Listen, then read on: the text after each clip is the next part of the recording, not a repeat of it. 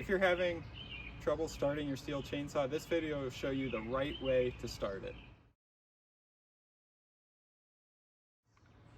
When you look at most two-stroke engines, they have a primer bulb like this chainsaw that helps you get gas into the engine so that it can fire up and start running.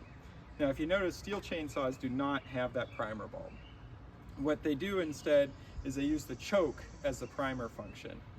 So why a lot of people stall these is they're keeping the chainsaw choked too much when they're trying to start it. The way you should think about the choke lever is that all the way down, that's the equivalent of a primer bulb.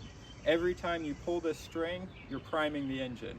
Once you hear it start to fire once, you want to go to mid-choke, and that is basically equivalent to starting any other chainsaw once it's primed. So all the way down is your primer function for when the engine is cold, and then as soon as it starts to fire, move up to the middle setting and keep pulling until it starts, and then once the engine's warm, you can go all the way off a choke.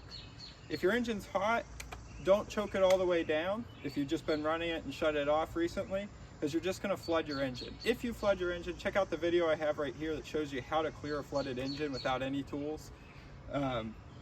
But you want to go ahead, if it's warm, start in the middle position right here when you're starting it, and then flip the choke off when you're done. I'll now demonstrate how this works. All right, to put this in the choke position, I'll squeeze the throttle and push the choke lever all the way down. I'm also going to activate the chain brake so the chain doesn't start spinning when I start it. Now this has a decompression switch. If you have a really bigger saw, you'll want to press that in to make it easier to start. Put your foot through, hold the saw down, and pull until it starts to fire.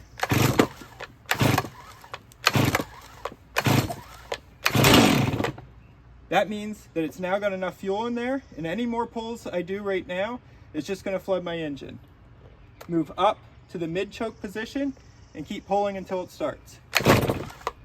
I forgot to do it. Make sure you recompress or push this decompression button again if your saw has one.